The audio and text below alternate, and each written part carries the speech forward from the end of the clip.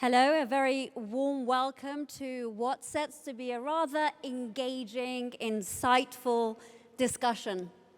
What we're here to talk about today is the remarkable synergies between what we have here represented on this panel, professional organizations and the CTBTO. Now, my name is Sanam Shantier. I work for the public information team of the CTBTO, and it's an absolute honor for me to be here. Earlier, and this is something to share with you, myself and my colleague, Martin Kalinowski, who is essentially at the helm of organizing this, were saying how impressed we are by this panel. So much prestige, so much experience, so I'm very excited. Now, this evening, what we're going to do with our panelists is we're actually redirecting the spotlight away from policymaking. And what we're doing is we're shining it on professional societies. And of course, as I said, they are represented by our incredible panelists who are sat here. And our mission here is twofold. First, we want to highlight the collaborations and accomplishments from these partnerships. And second, to inspire and motivate other scientific and technological organizations and societies to embark on this path. Now, I'm going to kick off with an introduction to the different panelists, one by one, and then we will be hearing from each of them, and they'll generously be sharing their invaluable experiences, and they'll offer insightful, and what I imagine to be, because I've been having a lot of discussions with them prior to this, really powerful collaborations that can be forged between professional societies and the CTBTO. Can we have a round of applause for our panelists here before we start?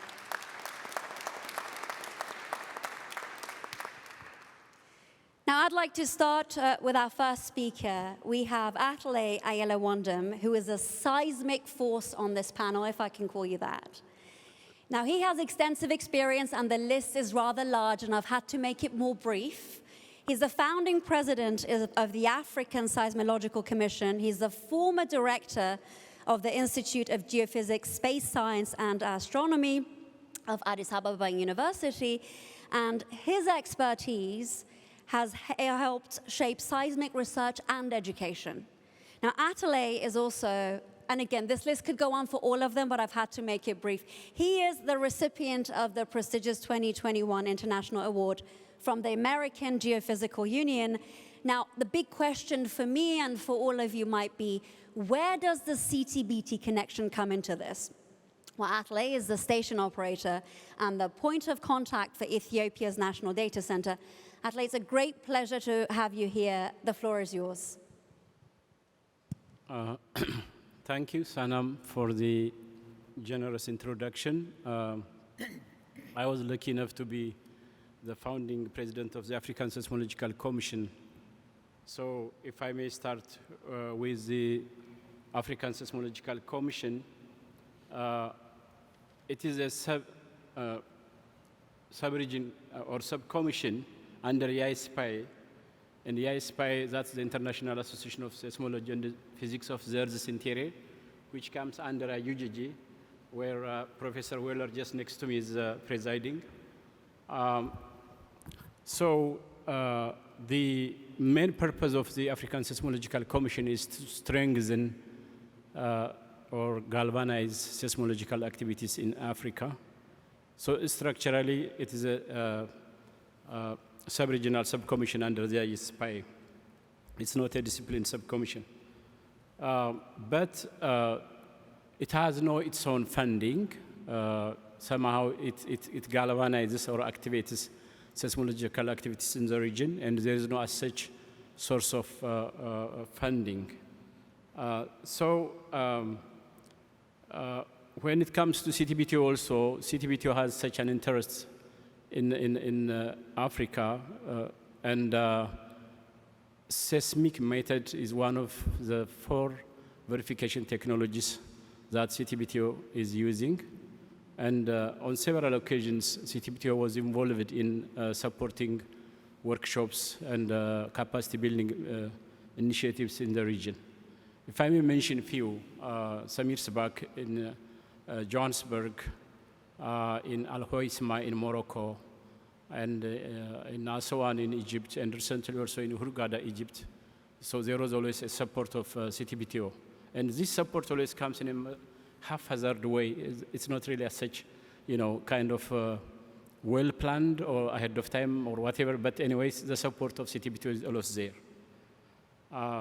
So there is an overlap in strengthening seismological capacity building in the African continent by the African Seismological Commission and also the CTBTO. There is a good overlap. So if we can really plan well and organize seismological culture in the continent, this is really a benefit to both of us. And this is something to be planned in the years ahead, which is really important. So how do you benefit in that regard? In disaster risk management and in research also for the continent, plus even station operator capacity building in Africa, and plus even employing analysts, well-trained analysts in the continent. So there is really a very good overlap and interest in there. So if this is really well planned, it will be a benefit for both of us. Yeah, thank you. I think with that I stop my comment. Thank you very much for that, Atley. And just on that note, because we are talking about the huge collaborations between Africa and the CTBTO, I just want to give you a little insight into just how strong this partnership is. As it stands, 50 out of 54 African states have signed and ratified the treaty. And actually, since yesterday, you heard from the executive secretary of the CTBTO, 2 additional states are joining our family of ratifiers, both Somalia and South Sudan. And in addition to that, and this links to what Atley was speaking about earlier, there are also 24 states in the entire region that host 38 of our IMS stations. So that collaboration is strong and it's palpable. On that note, I'm going to stop speaking. I will move on to our next speaker. We have Kathy Whaler, who is a distinguished solid Earth geophysicist who also studies the impacts of space weather. Now, as a chair of geophysics at the University of Edinburgh, Kathy has made significant contributions to the understanding of the Earth's core dynamics and the magnetic field that's recorded in rocks. She's also had some incredible field campaigns in East Africa, particularly actually in Ethiopia. And she has shed light on earthquakes and volcanic eruptions. As you know, the data gathered by the CTBT verification regime also has civil and scientific uses. So that's how that all ties in together. Kathy is, again, another distinguished panelist that we have today. She has received the prestigious Order of the British Empire among numerous honors. Now, today, she's the president of the International Union of Geodesy and Geophysics, IUGG, which has links to the CTBT through interest in seismology, volcanoes, and oceans. That's just to name but a few. Kathy, so great to have you with us. The floor is yours. Thank you very much for the wonderful introduction, Salam. Very flattering. I'll just start off by saying that the International Union of Geodesy and Geophysics, which I refer to as IUGG for short, we do have a formal liaison with the CTBTO and, in fact, many other UN agencies. So we try to use our position as sort of overseeing and interest in many areas of research to forge these links so that we can use our research into action in things like nuclear verification and things like that. So we've had some of the subject areas mentioned, and seismology and oceanography are going to be well covered by other panelists. Volcanology, as Salam's mentioned, atmospheric sciences is also comes under the remit of the IUGG, and something that I was looking at a poster on this morning, cryospheric sciences, when we might think about using the monitoring systems to study avalanches. And one thing that you might be a little bit surprised about that I'm going to mention here, one of the areas of interest that which is in the name is geodesy. You perhaps don't even know what geodesy is, but it's to do with the shape of the Earth. And studies of geodesy are critically important if you need to understand or wish to understand where you are. So high high accuracy positioning, and following on from that also high accuracy timing follows from the study of geodesy. And this is particularly important these days as so much of our information on the Earth comes from satellite observations. So I think those are the main sort of areas of science that IUGG covers that are of primary interest here. But we also have a number of commissions where we try to link up the science in the ways that happen actually naturally within CTBT science investigations. So we have cross-cutting and outward-facing commissions, including on climate change and on natural hazards. So what do we actually do as a union that might be relevant here?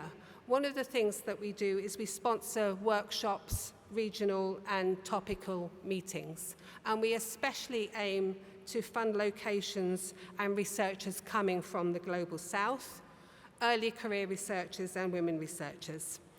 We don't have an awful lot of funding for this, but we do find that IUGG funding or sponsorship provides leverage from other organizations. So we can use our small seed corn funding to amplify the effect and thereby fund a lot of cross connections between researchers interested in topics that are relevant to their own research areas, and obviously other things like CTBTO. Another thing that the union does is to propose and to adopt things like observing standards, reference frames, data protocols, data products where we add value to the data and use them to characterize the Earth or characterize phenomena. And these, again, could be points of contact with CTBT and the organization. As part of this, we, at our general assemblies and the associations that cover the different scientific disciplines within their own scientific assemblies, pass resolutions. So these will be on things like data products, on reference frames, but also on other things like we had one on the need for a tsunami early warning system for the Indian Ocean after the devastating Boxing Day earthquake. So that, again, is an area where our science and the CTBT can be directly related, because we heard even in the high-level opening ceremony yesterday about the importance and the impact of CTBT monitoring systems for tsunami early warnings. We also have been a sponsor of a number of international years, including the International Geophysical Year back in the 50s, International Polar Years, and currently the International Year of Sustainable Science, Basic Science, I beg your pardon, for Sustainable Development. And we're signatory to many things like the International Kyoto Landslide Commission. So again, we try to use our science to deliver impact in a number of areas, but also in areas that are relevant here. And finally, we are running a big push towards open science, by which I mean not just open data, but also codes and models. And this we're seeing the effect of in that it enables far more researchers, particularly those from the Global South, to be involved in science and to be much more active than previously would have been the case. And again, I think there are nice synergies between what's going on here. I'll stop there. Thank you. Kathy, thank you so much for that, for really delving into the different ways that the IUGG contributes to the work of the organization and, of course, the CTBT as a treaty.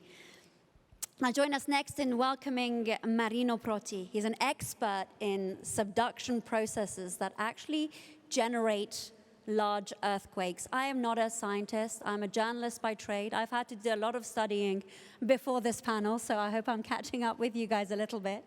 Now, we know that Marino, he's had a keen focus on the Nicoya segment of the Middle American Trench, and this must be a very proud moment for you. You established it very successfully as an international laboratory for seismogenesis research. Now, you've also collaborated very international on this panel with Germany, the US, Japan, and you have built and operated a groundbreaking geodynamic control network to large earthquakes. Again, that theme keeps coming up in Nicoya. As a distinguished leader, if I may call you that, you've organized numerous international workshops, congresses, so he's certainly not new to a conference like the SnT. And you've had accolades such as the, I hope I pronounce this correctly, the Clodomiro Picado Twice, didn't get it right, National Prize in Science. And now onto what connects the work of Marino to the CTBTO. The data that's generated by our verification regime, the international monitoring system, is used in scientific research and multiple networks and professional societies, which is a theme of our panel today, that Marino collaborates with. Marino, it's a delight to have you here. The floor is yours. Thank you very much, Sanan, and thank you to everyone for coming to this panel. I was invited as a former president of the Latin American and Caribbean Seismological Commission. Is the latest regional commission of the International Association of Seismology and Physics of the Earth Interior, IASPE, which is one of the commissions of IUGG. But as a scientist working in an observatory, I work in a volcano and seismological observatory. We learned that it is through regional cooperation, through international collaboration, that we get to advance the studies and the understanding of processes. And it's through networks, both of instruments and of people, that we get to share and learn a lot from each other. So I see CTBTO as a source of data that we can include in our monitoring processes, and we could also provide data from our observatories for the goals and mission of the treaty.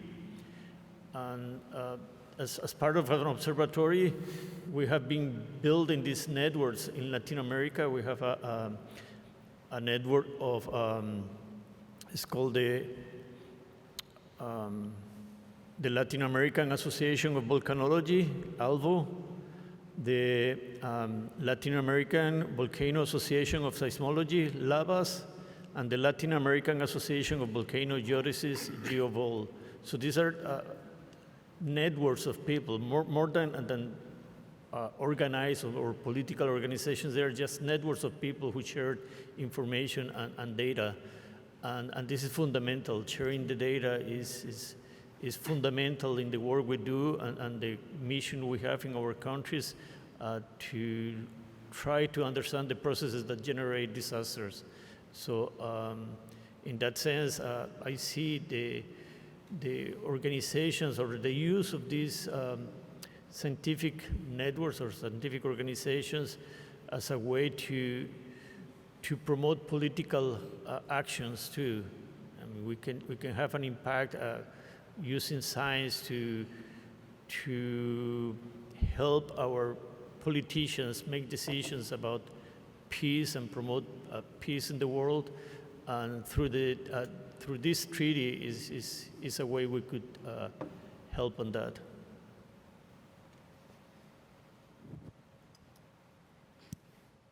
Muchísimas gracias. I feel like that's something that I really connected with, saying the idea that science can be used towards peace and security, which is very much at the core of the mission of the CTBTO.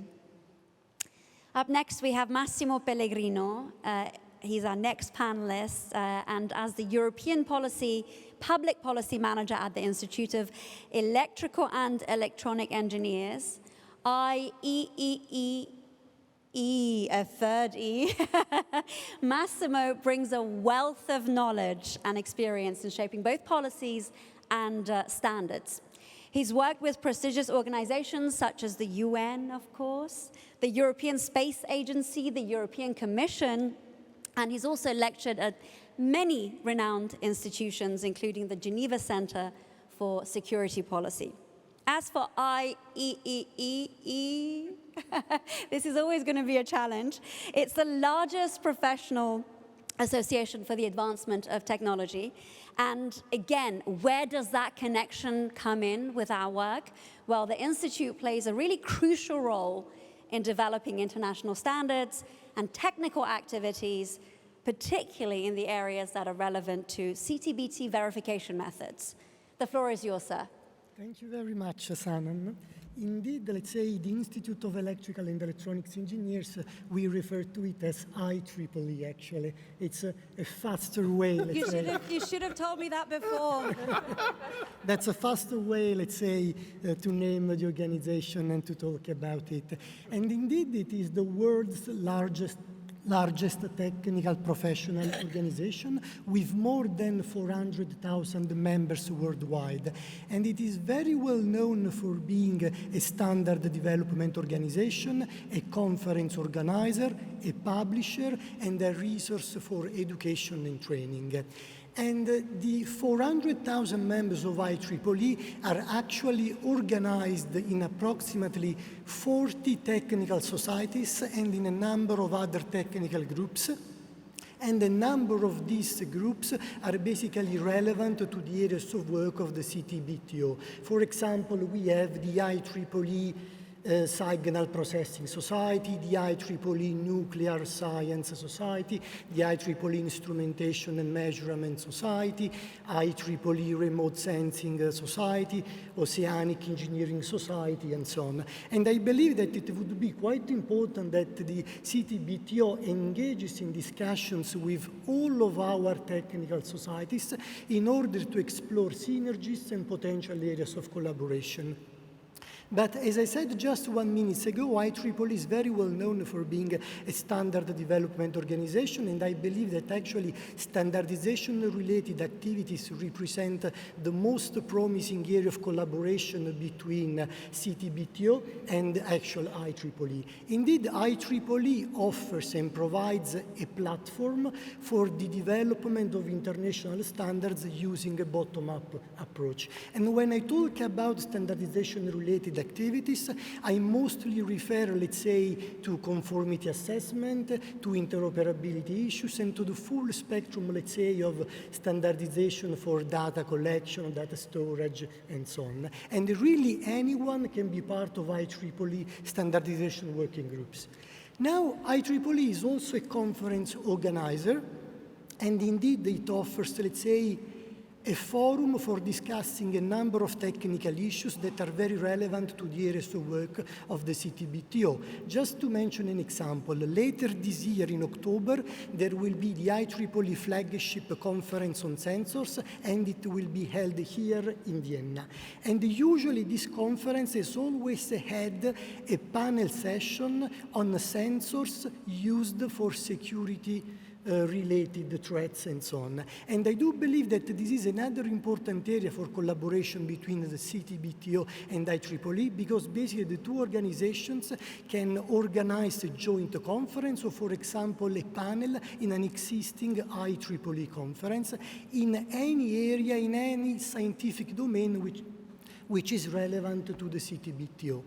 So IEEE is also, as I said, is also, let's say, a publisher. It basically has at least 5 million articles on its repositories, and if you use the keywords nuclear test, ban, treaty, and so on, you can find a number of results.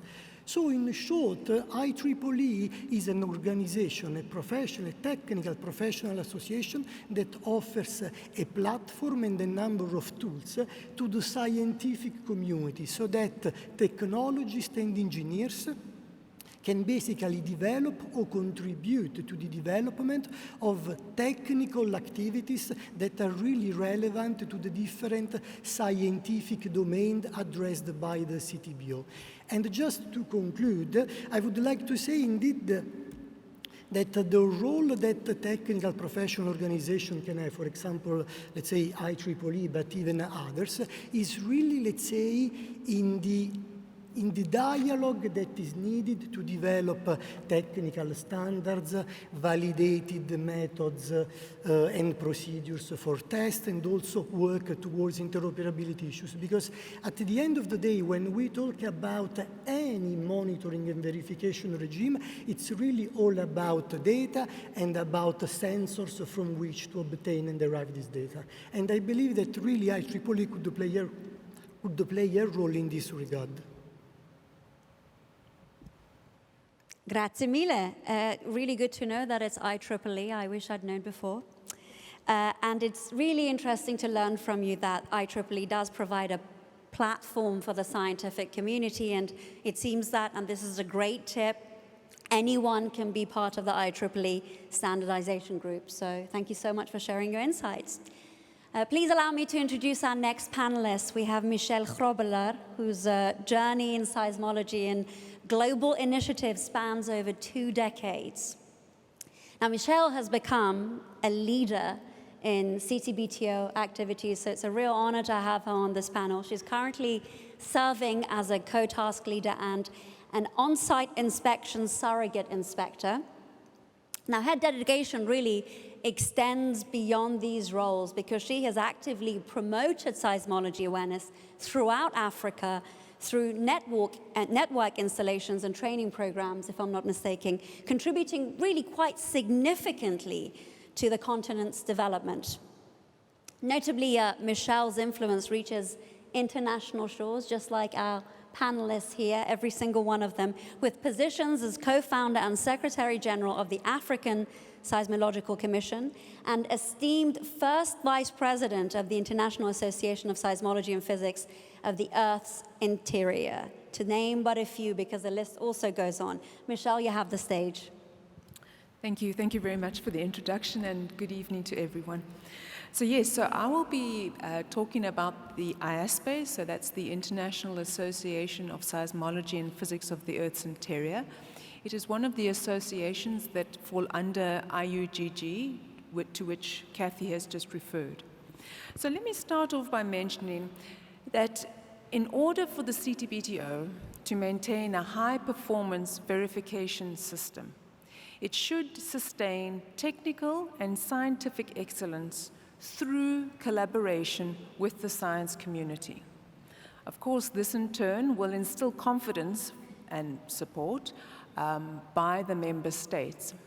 Now, when we refer to the science community, that's when us as professional societies come in. Now, years ago, IASPE recognized the value of the IMS to its own objectives, which include, obviously, research into seismology, and in fact, a little bit wider than that, multidisciplinary research into earthquake data or earthquake science. Then also we involved with development of standards.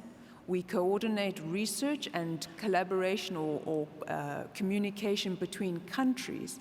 And this we try to do through our regional commissions, to which both Atelier and Marino have alluded.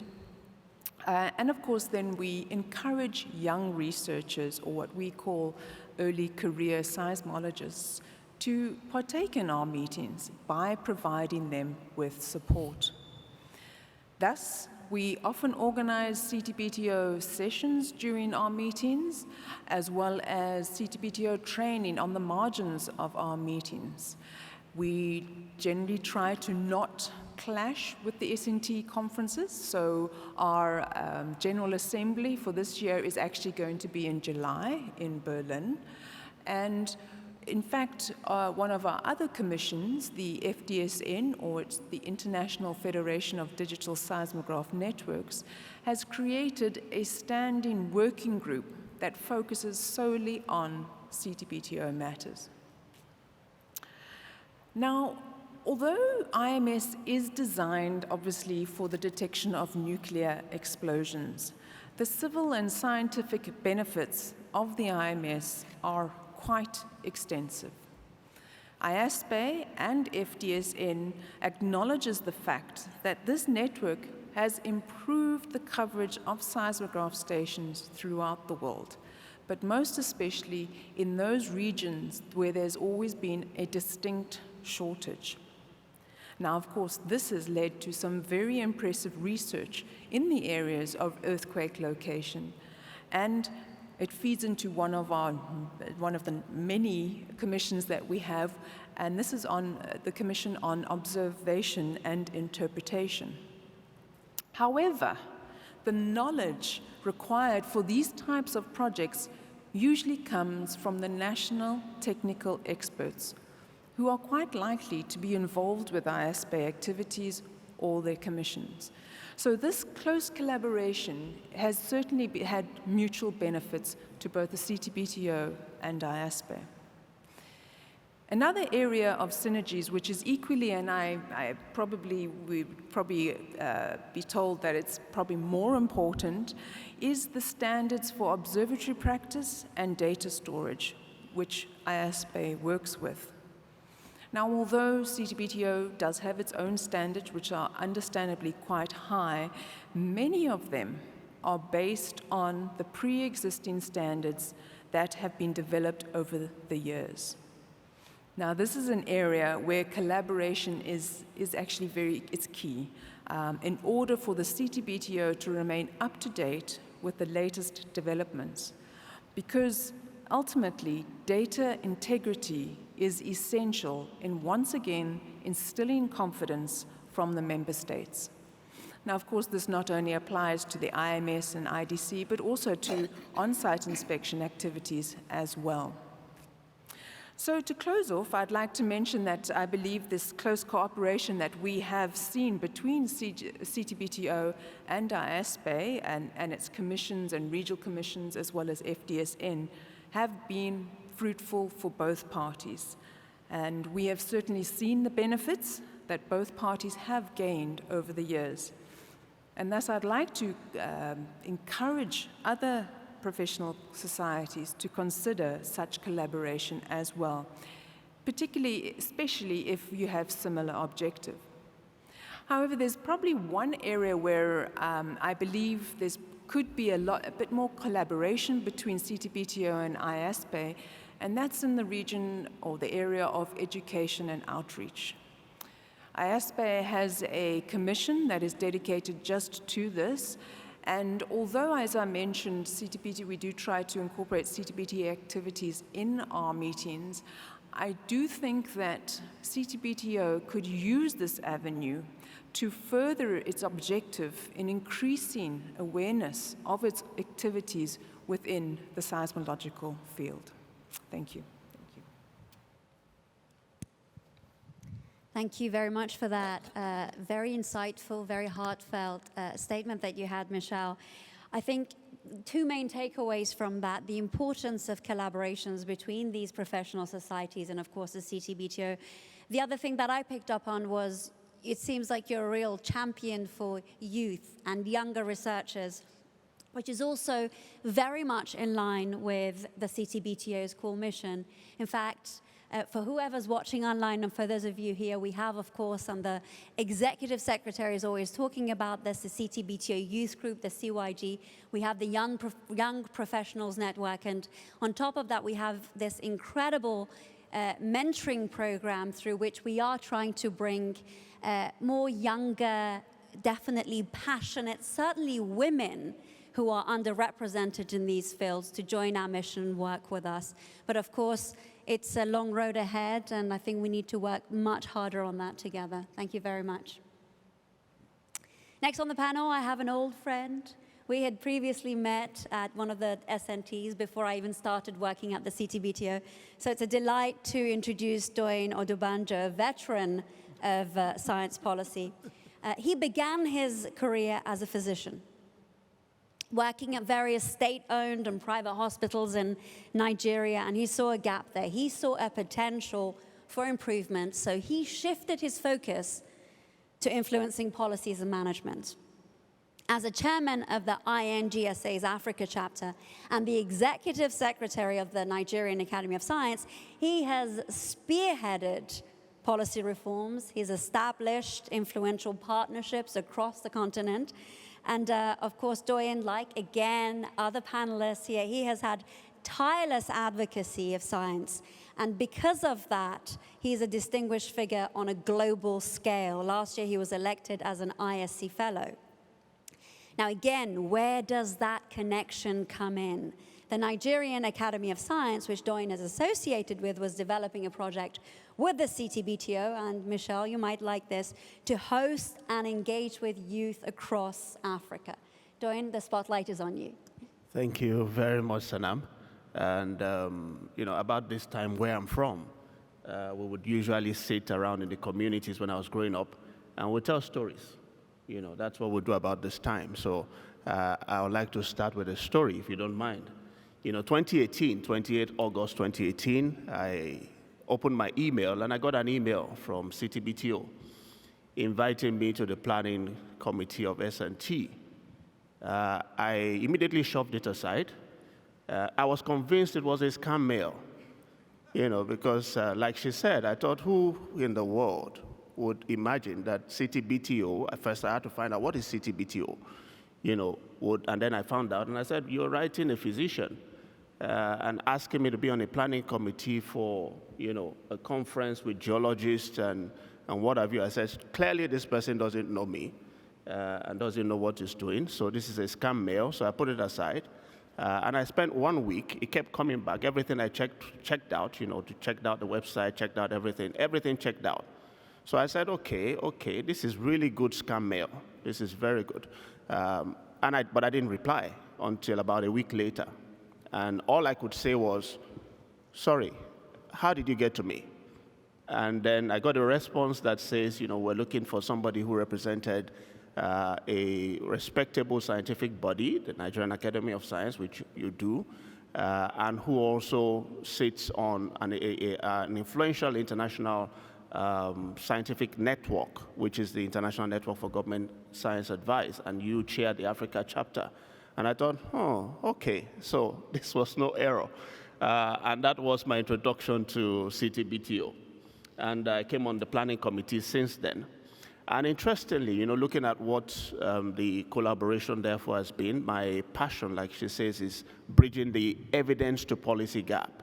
I've come to the conference, I've listened, I've found fantastic scientists doing fantastic work. And I'm thinking to myself, okay, I didn't even know, of CTBTO, so there's some work to be done with visibility. Meeting some of the great scientists also, I thought to myself, wow, this is great work going on here.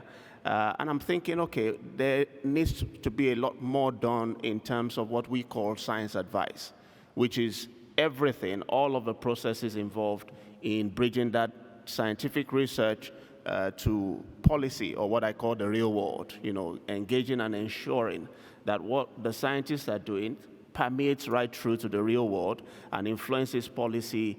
And sometimes the way you do that also is indirectly through the general public, by getting the public engaged and informed enough of the science.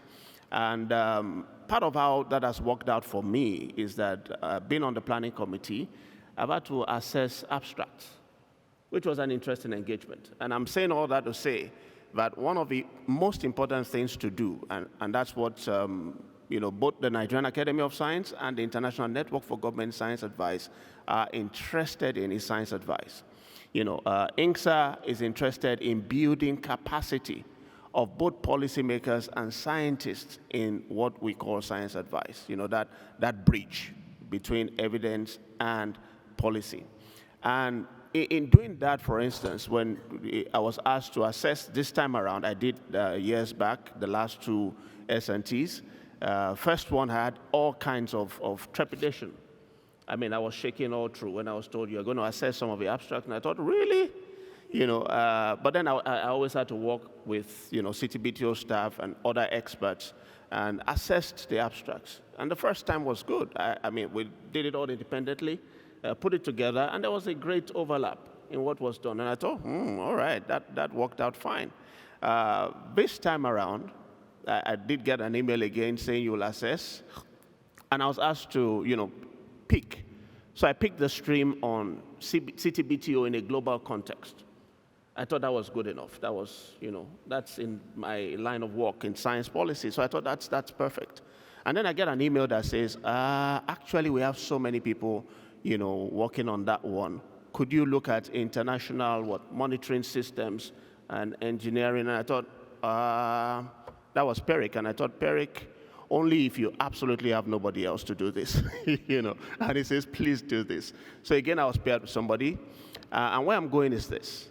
In assessing that, we have to look at, is this scientist actually effectively communicating his science? Is he getting across? And for some of them, I have to read 4 or 5 times, but I didn't mind, especially if I knew this was somebody who would have English as a first language. But at the end of the day, the bottom line was, this science has to be communicated. It has to be understood, for it to have any form of impact, any form of result whatsoever with anybody, including other scientists. And by the time, again, the results came out, we had perfect overlap in what I assessed and what the subject matter experts assess.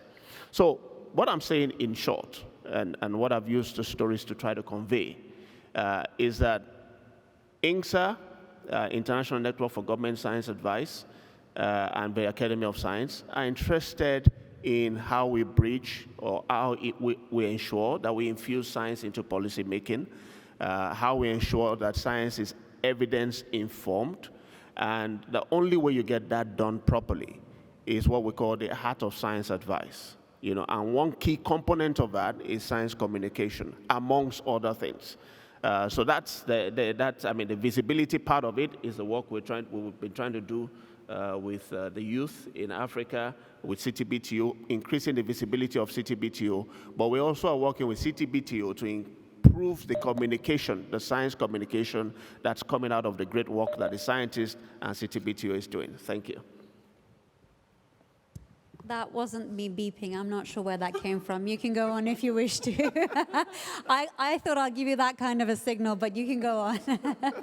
Doyen, thank you so much for that. I think it's just so refreshing and wonderful to hear from our panelists. Generally, throughout this week, we've been hearing this echo that we have so many champions of the CTBT and the CTBTO scattered across the globe. It's just a wonderful opportunity, in Doyen's word, to have these fantastic experts doing fantastic work, all of them gathered on this panel. Now, our next speaker is Peggy Helwig, a dynamic and globally experienced seismologist, and she brings a wealth of knowledge to this panel. Growing up in California with brief stints here in Vienna, Washington, D.C., Stuttgart, to name but a few, she developed a real passion for physics and languages, and you will hear that word again and again until this panel draws to an end. There's a great deal of passion in this room today. Now, over the years, she's worked in all branches of seismology: broadband, strong motion, borehole, volcano, that's to name but a few. She'll be delving into that shortly. And as a past president of the Seismological Society of America, her contributions to earthquake safety and research have been very significant. As for the CTBT connection, which is my job here to make that connection for you, Peggy worked on a program to apply seismic moment analysis to help distinguish between explosions and earthquakes. Peggy, you have the mic. Thank you. Thank you very much. And I have to say, there's been a continuous stream of very similar ideas and thoughts, so now I get to do mine. And my experience with professional societies is it's very much like the quote from John F. Kennedy's inaugural address, which is ask not what your country can do for you, but what you can do for your country. And what I see is that the more you give to a professional organization, the much more you get back from it. The Seismological Society of America, or SSA, to have a few of my own initials, is a global organization of seismologists committed to advancing all aspects of the science of seismology research to better understand our world and to make people safer. Most people think this mainly refers to the hazard of earthquakes, such as the recent ones in Turkey, but seismology also is basic to understanding and monitoring volcanoes, the structure of the earth, and many man-made sources and activities such as nuclear and chemical explosions, induced seismicity increasingly recently, and now also climate change. Like the quote from Kennedy, the SSA is what its members make of it. Members contribute their time and ideas to enrich the society, what the society has to offer. And at the same time, the society broadens the impact of those contributions through the opportunities and resources that it provides for exchange. What we all need: exchange of information and ideas, exchange of expertise, and exchange of experience. Nuclear monitoring science and policy in general, and the CTBTO in particular, benefit from SSA's activities and contributions. The society has three main avenues for exchange: meetings, journals, and other less formal opportunities now. Typically, the annual meeting is in late spring. It was just over a month ago, no, 2 months ago, and has one or more sessions convened that are related to nuclear and explosion monitoring. Since about 40% of the attendees are early career scientists, it's also a good venue for posting job opportunities and attracting their interest to the CTBTO. Since 2022, the SSA also hosts a smaller topical meeting in the autumn to encourage intense discussions. The first meeting happened in 2022. It was on tomography. We have 2 more scheduled in 2023 and 2024 on strong motion and what is being called photonic seismology. And we're looking for ideas for the next meeting, so nuclear monitoring or some aspect of it could be very interesting. And if you have an idea on that topic, please feel free to propose it. And if it happens, I would love to attend. The SSA has 3 journals that it publishes now: the Bulletin of the Seismological Society, which was first published in 1910, the Seismological Research Letters, or SRL, and since 2022, an open access venue for rapid publication called the Seismic Record. You don't have to be a member to publish in the journals, but you're still welcome to join SSA and participate in the other activities. Both the Bulletin and SRL have hosted special issues or focus sections on topics of interest to the CTBTO. 2 recent examples are the focus section on North Korea's September 2017 nuclear test and its aftermath in the 2018 SRL, and a special section in this month's BSSA on seismoacoustics and seismoacoustic data fusion. And I think there's a copy downstairs at the SSA booth that you can look into. And if you really, really want it and you get yourself on the list early, you could maybe take it home. The SSA now had other opportunities for less formal exchange. It's been hosting training, 1-day or 1/2-day workshops for the youngs associated with the young at heart, associated with the annual meeting, covering topics such as data science and seismology, assessment or damage after earthquake. And nothing speaks against having a workshop like that on on-site assessment or other nuclear monitoring-related topics. They spread expertise and develop interest in the training topics. So if you have an idea, please suggest it and join us. There's now, like everywhere else, a lot of online opportunities for training and programs such as workplace environment, reducing implicit bias, and bystander training, but also to enable connections such as mentoring opportunities. And finally, the SSA takes its responsibility to society very seriously, and not only to the general population. The goal of a variety of SSA activities is to educate US policymakers about the importance of seismology, including on topics for which seismology can contribute to reducing risk. For many years, the SSA has partnered with the American Geophysical Union on a joint position statement recommending the expansion, completion, and sustainment of the CTBT monitoring capacity. Thank you. Thank you very much, Peggy. I played around with that quote a little bit from JF Kennedy. Make it a little bit more relevant to this room. Ask what not the international community can do for you, but what you can do for the international community, which I suppose is what we're all trying to do in our very small ways in this room, contributing to peace and security. And again, please do reach out to Peggy. They are looking for ideas, and this is where SNT comes into play. We're looking for that engagement. Now, last but not least, we're joined today by Sylvia Blanc with a remarkable background in physics. She has over 4 decades of experience in research and development work in hydroacoustics, and these have been very instrumental in national institutions such as the UBA, the Argentinian Navy, and the Defense Strategic R&D Unit.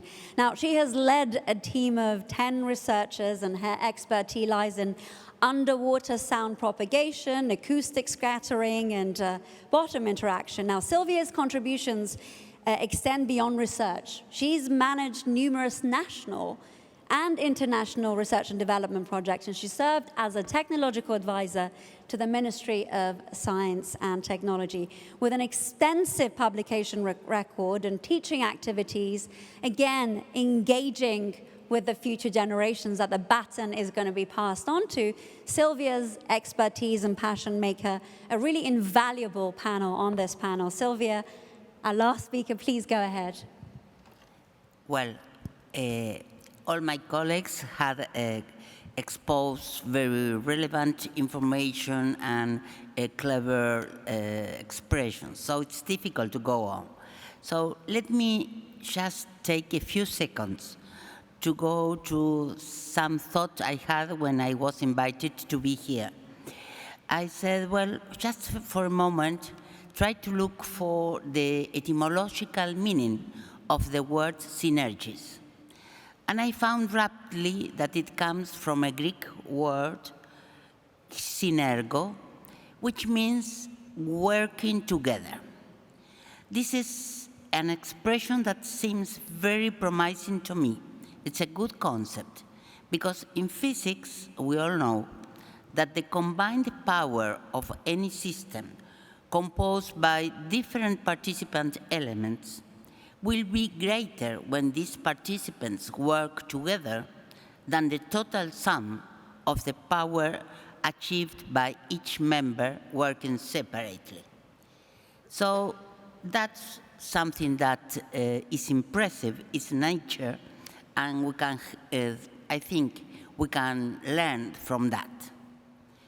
Now, coming to apply this concept of working together for the international professional associations and the CTBTO, I think that besides all we can say, the important thing is to inspire the new generations to visualize, to be able to visualize this type of synergies and to have the great profit they can have from this type of activities. On one side, I must say that we are all aware of the valuable contribution of CTBTO, not only to the scientific community in the international sense, but even to the world completely. But we know the benefits of acquiring the records of the acoustic signals, for example, and then we know about the complexity involved in the analysis and the interpretation of these signals. Because in that case, we realize that we need to know the medium in which the waves are propagating. So in the case of hydroacoustics, it's very important to know the properties, the physical ones, the chemical ones of the ocean. That's one side. On the other side, we have different professional associations, like the one to which I belong, IAPSO, International Association for the Physical Science of the Ocean, that belongs to the IUGG, whose mission is to promote the study of the physical and chemical properties of the sea using mathematics, physics, and chemistry, and to study the interactions between any phenomena in the ocean with the coastal, with the seafloor, and with the water atmospheric interface. So, from the point of view of IAPSO, it's obvious that the possibility of having systems in the whole Earth distributed in the Earth, particularly in the oceans, to monitor the properties of the phenomena that occur there could be very useful. What I want to say is that obviously IAPSO and CTBTO have a non-empty intersection. They both need to improve in the knowledge of the properties of the oceans in one of the examples. So saying this, I think that the only point is just to try to improve every day the visualization of both institutions and to grow in the possibilities of collaboration, which can be many, in my opinion. Thank you very much, Sylvia. Again, this is something that's been echoing throughout the panel, the need to inspire new generations so that they can connect with these synergies and their importance, but also these missions. And as you've been hearing from the panelists, this discussion isn't just about synergies between professional societies and the CTBTO. You have seen this beautiful connection between the work that they do, and that's why a lot of our panelists this evening, before they delivered their opening statement, said, well, my colleague just mentioned this, other panelists have delved into this, so there's a wonderful connection that's here. I'd now like to open the floor up to questions. Wonderful, we have one person there. If perhaps we can get them a microphone, or you can walk up to the microphone, that might be easier. Thank you very much for this wonderful forum. And I will ask a maybe uncomfortable question. But before this, let me provide some explanation of what I want to ask. In diplomat, the people say that momentum is created, and it's an intentional process. And now we are facing a very difficult time. We have a war. There is two main countries in conflict, but we know that there is another countries involved in this conflict. On the other side, there is some proposals of peace, African, China, Brazil, and other proposals of peace, and I think that it is urgent to push a pacific solution of the conflict. And on the other hand, the CTBTO, in the preamble of the treaty, it is established that one of the goals or the pillars of the CTBTO is to support NPT, especially in the Article 6, in which it is established that one of the main goals of the NPT is to reduce the number of nuclear weapons and eventually to eliminate nuclear weapons. In this sense, how do you see the contribution of your organization in a synergy, or in a common agenda to propose a solution to this conflict, and at the same time to push an agenda to recover the issue of reducing nuclear weapons in the world? Thank you so much. Before I put that question to our panelists, I just want to go back to something that I mentioned at the beginning when I was doing my introduction, saying the very reason for this panel is to shift the focus from policymaking and to really focus on the research, the science, the technology that goes into what we have as a successful verification regime, the international monitoring system that can pick up any signs of nuclear testing anywhere at any time by anyone. I think perhaps we can slightly, and I can do that because I'm the moderator and I have the mic, I might change the focus of that question, and perhaps we can talk about, in the experiences that you've had, and any of the panelists can take that, what, in your opinion, proves to be so important within the verification regime that makes it the success that it is today? whether that's about detecting nuclear test explosions or something else that you've all been alluding to, which is actually, and this is why the CTBT is saving lives even before it enters into force, the civil and scientific applications that most of you made references to. So if anyone wants to take that, the floor is yours. Thank you. So as I mentioned in my opening, in order for the verification to remain high quality, you do need that technical excellence, that scientific excellence that you get from your scientific community. So that's where your professional societies come in, where they can then provide or link you up with the professionals required to maintain that high level of your verification system. And I think with the, as I said, again, I'm repeating a lot of stuff. So yes, it is meant to be for nuclear explosions, but the civil and scientific benefits have now become almost indispensable, essential for some areas, like your tsunami warning. So this then makes it also, again, valuable, or it provides support or gets buy-in from the member states to make it quite a successful verification system. Anyone else would like to contribute to that? If not, we have, would you like to go, Doyle? Yeah, just a little bit. I'm impressed, looking at the abstracts and the things that I've had to go through. I'm impressed with the level of innovation and the improvement in the science every time. But not only so, I'm also impressed in the collaboration or the linkages, the network across board, and how this is spread globally, and how the CTBTO is able to tap into all of that science available everywhere in order to be able to detect any testing anywhere. I think that's quite impressive, and it keeps getting better. Thank you.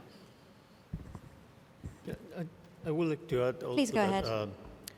Probably one of the, the main use we want to do, or we want to give to the data that is produced in this organization, is for peaceful purposes. And if we can, using that data, we can promote peace somehow, that is a major contribution. And we as scientists can do that. And it pays back if we can, if we think as in an utopia, that we can project peace in the world, and somehow we can get rid of the armies. My country is an example. We got rid of the army in the 1940s, and a lot of the money and the budget that other countries waste in defense and building up an army, we use it in education and healthcare. So if you have an educated population and a healthy education, you can also promote peace and do more science and do more research.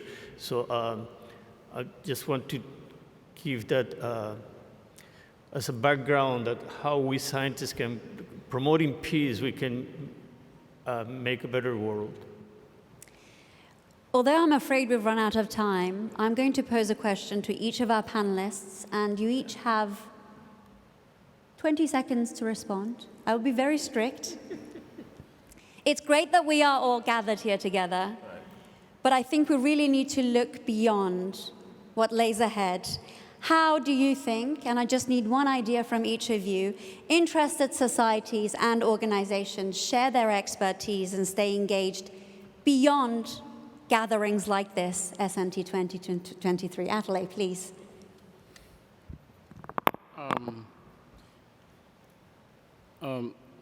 I think, as I said at the beginning, there is a very good interaction of the CTBTO and the African Seismological Commission. So for the better interaction in the years ahead, I think there is some pre-planned trainings and interactions more, because in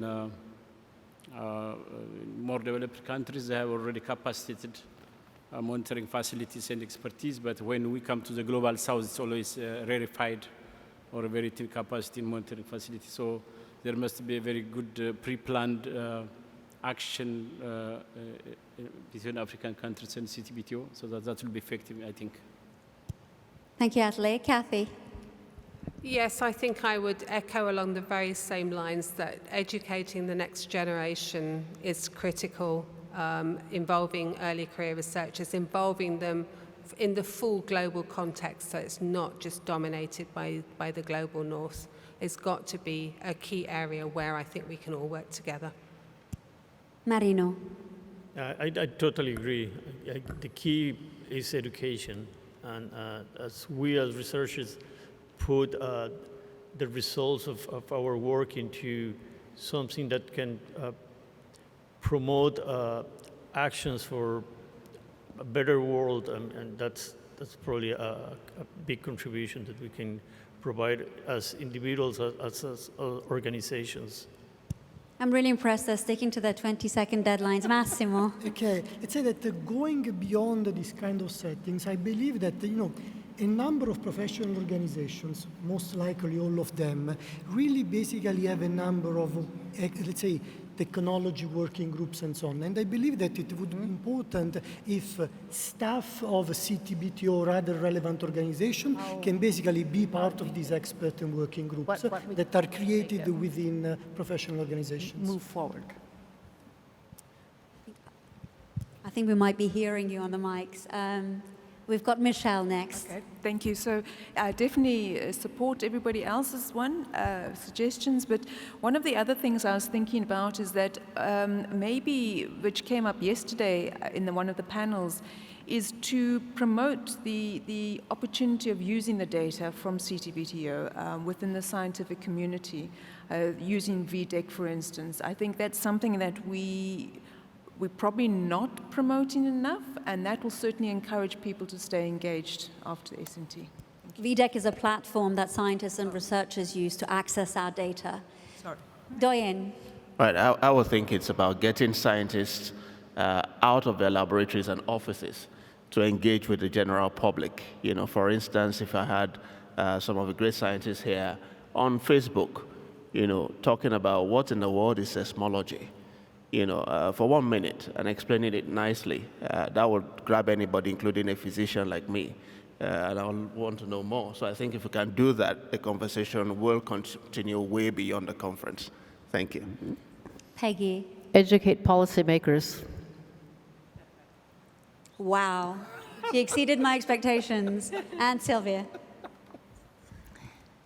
I have been discussing some possibilities with the current president of IAPSO, and he mentioned that perhaps we can establish a particular best practice study group for studying a particular problem in which the CTBTO is interested in a phenomena or a property which is we need more details, and that will promote the mutual interest and will enable young people from IAPSO to come to CTBT. Thank you all. Sorry we ran over a little bit, so just to round up, it's been such a pleasure to moderate this panel. Thank you all for coming in so late into the evening.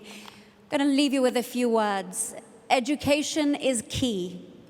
We need to promote our data better. We need to do better at involving the youth in the work that we do in our missions together. And let's get the experts out of the labs and involved in these synergies. Thank you so much for being with us this evening.